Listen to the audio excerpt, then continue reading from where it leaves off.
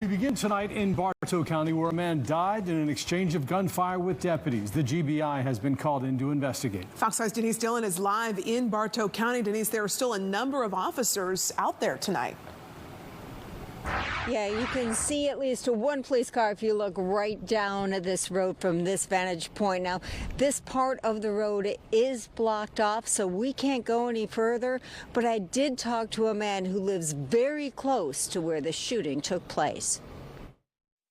And we heard two loud explosions, sound like a cannon going off.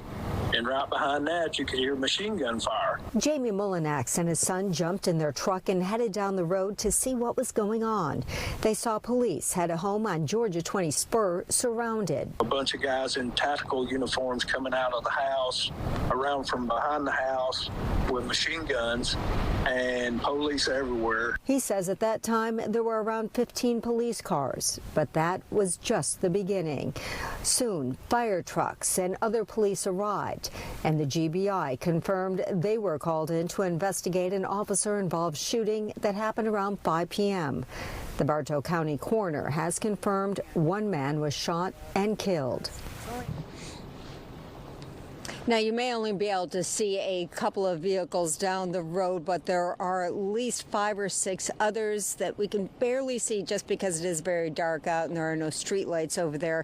We have not gotten any updates from the GBI at this point. There's also no word on when this section of Highway 20 Spur will reopen. At the moment, it is shut down between Smiley Ingram to Cloverleaf Elementary.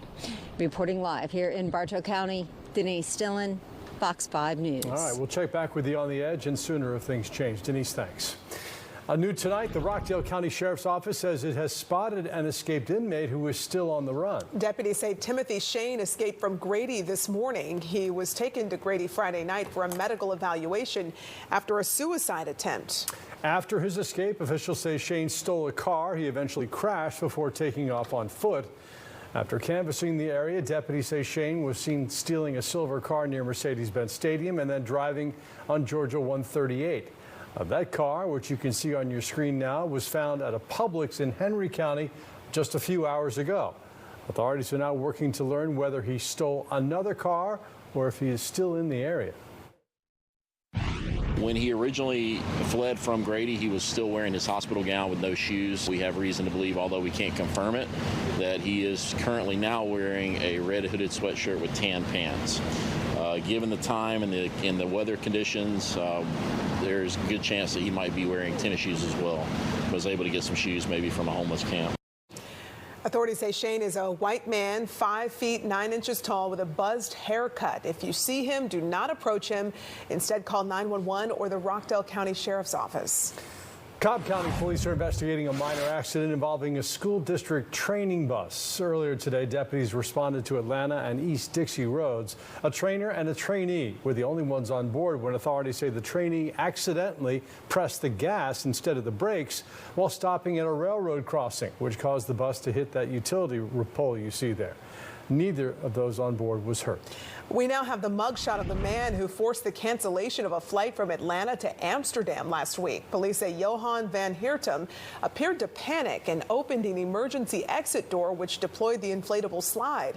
Officers say he appeared to be experiencing a mental health episode.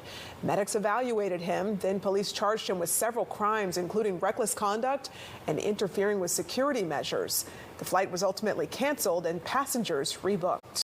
Authorities in Fayette County say a Metro Atlanta couple has been charged with abandoning their dog before they left for vacation. This is Blue, and he was found tied up at the Fayette County Water and Sewer Department with food, water, and a note saying that his owner had died. Well, that wasn't the truth. When County Animal Control checked for a microchip, they found one, and they discovered that Blue belonged to a couple who had recently left for a vacation in Hawaii.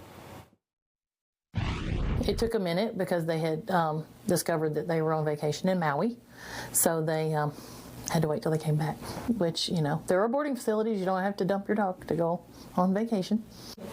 Blue's owners are both 73 years old, and they have been charged with animal cruelty and abandoning a dog. We're also told that Blue will be up for adoption after the case is resolved. The Georgia High School Association says the games must go on. The quarterfinal for the 5A high school football playoffs postponed Friday will now take place this Friday instead.